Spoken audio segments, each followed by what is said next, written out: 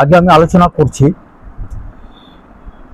Iran ও Israel America যুক্তরাষ্ট্রের মধ্যে যুদ্ধ হচ্ছে সেই বিষয়ে আজকে কিছু তার আপডেট দেবো ও সেগুলো সঙ্গে বিশ্লেষণ করব।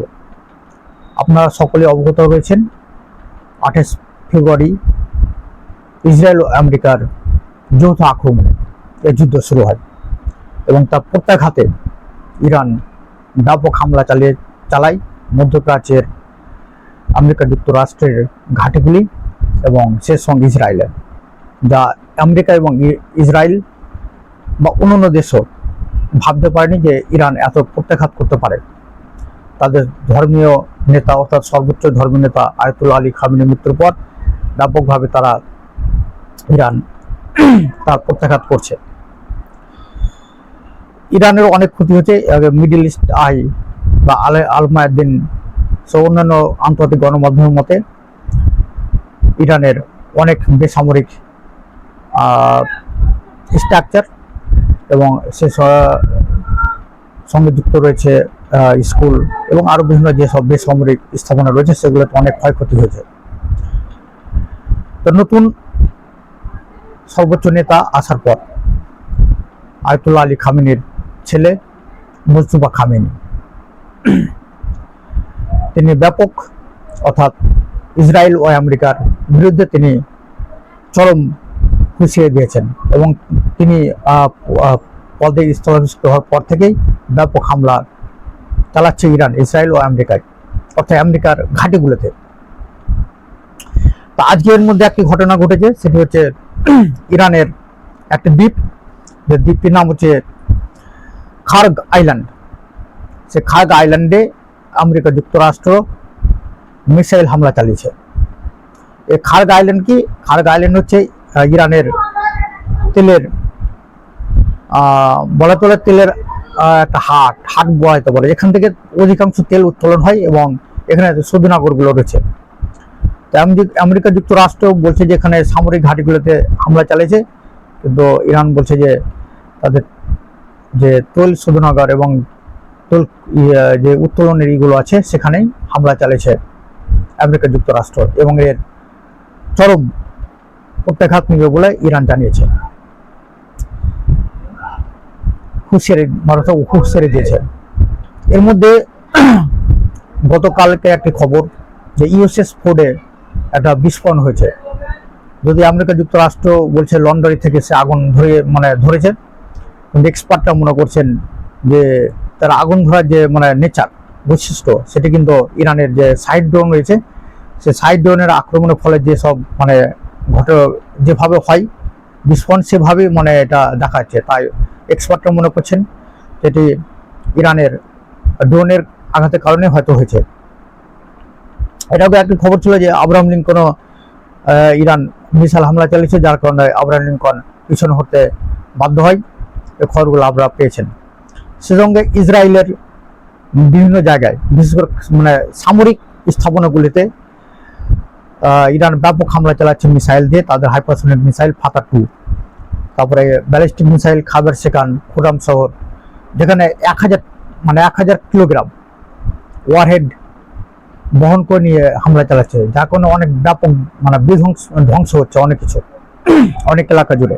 এমনকি খবর আসছে যে ইরানের যে মিসাইলগুলো ইউজ করছে অথবা মারছে ইসরায়েলে, সেগুলো বাংকার ব্লাস্টার মিসাইল।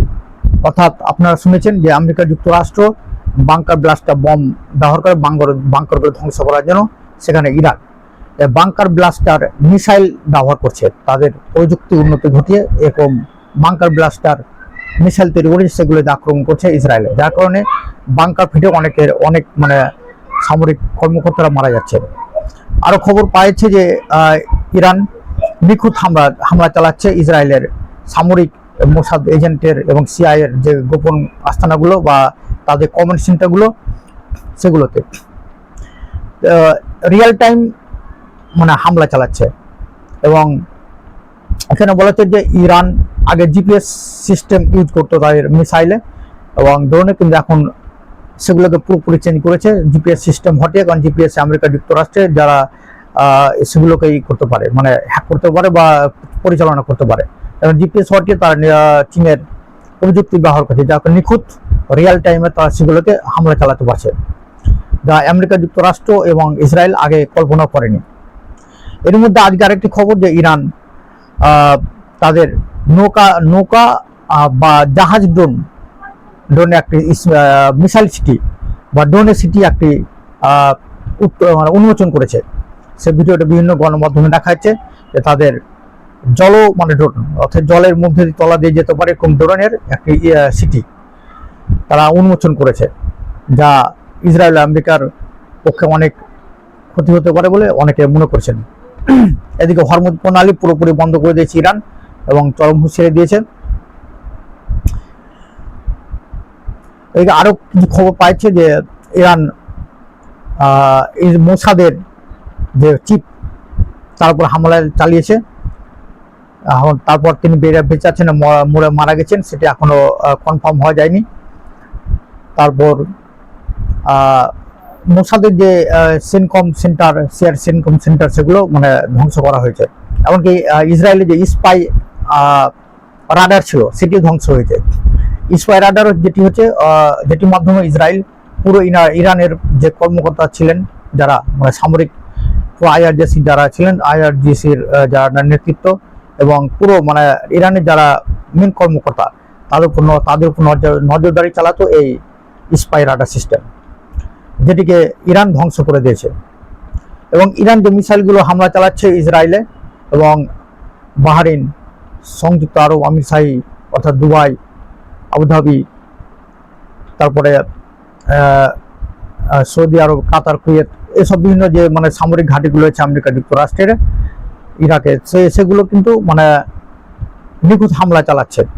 সেগুলোকে থামতে পারছে না কোনো থার্ড প্যাট্রিয়ট বা ডেভিড সিলিং, কোনো প্রতিরক্ষা ব্যবস্থায় সেই মিসাইলগুলোকে, ড্রোনগুলোকে থামাতে পারছে না, পুরো ডাইরেক্ট হিট করছে।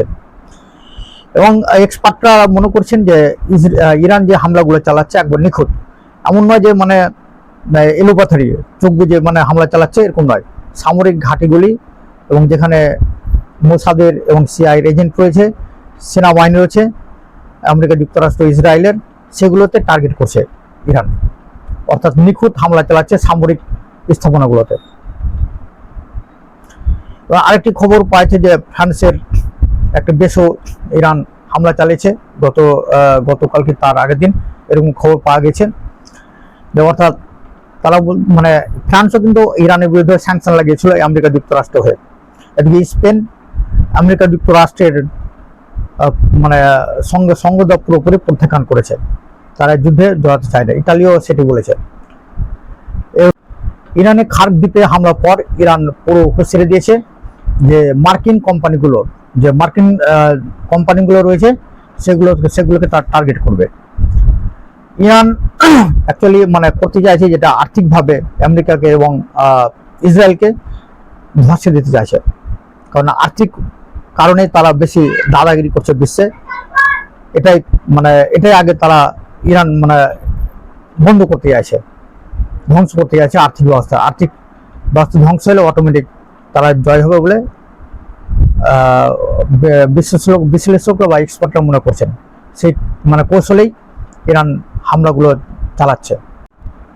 ইরানের এই যুদ্ধের ফলে, অর্থাৎ ইরান তো দীর্ঘমেয়াদী যুদ্ধ করার পরিকল্পনা করেছে এবং তারা বলছে, এবং ইরান সেটি করছেও এখন পর্যন্ত। ইরানের এই যে হামলার ফলে ইসরায়েল ও আমেরিকা যুক্তরাষ্ট্রের প্রচুর ক্ষয়ক্ষতি হয়েছে, তাদের দাদাগিরিটা অনেকটাই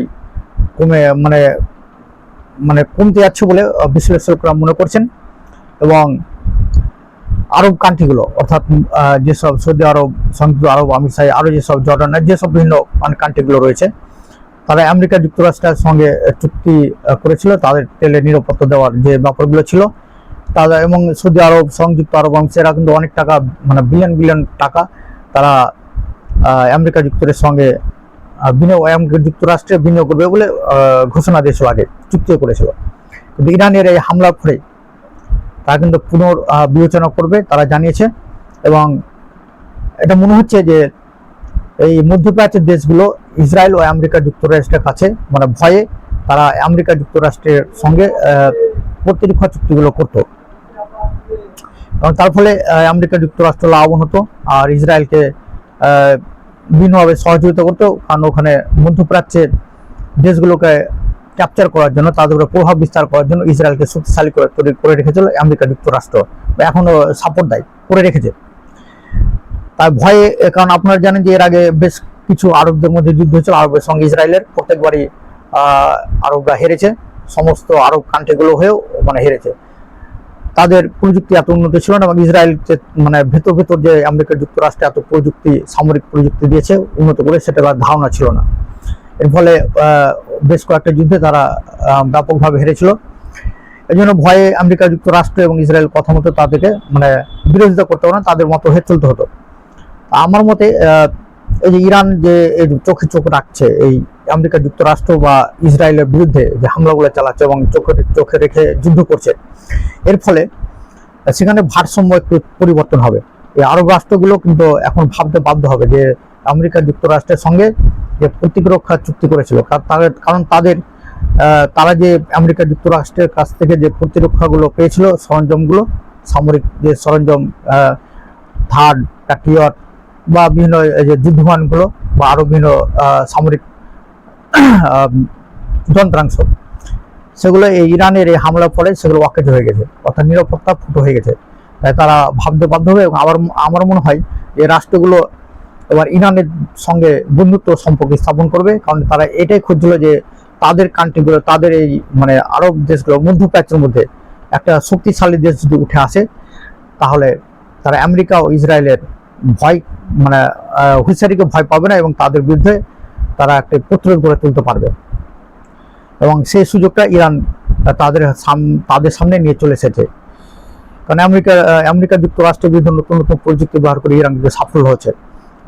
বিধ্বংসী তাদের যে প্রতিরক্ষা ব্যবস্থা, মানে বিভিন্ন মিডিয়াতে বিশাল করে প্রচার করা হতো, আয়রন ডোম, তো প্যাট্রিয়ট, থার্ড, আমেরিকার ইসরায়েলের, এগুলোকে ভাঙা যায়নি। কিন্তু ইরান তার সস্তা ড্রোন দিয়ে সেগুলো দেখা যায়, মিসাইল দিয়ে তো দেখাচ্ছেই যে সেগুলো কিছু না, তাদের অনেক বিলিয়ন ডলারের রাডার সিস্টেমগুলো ধ্বংস করে দিচ্ছে এই ইরানের এই মিসাইল ও ড্রোনগুলো।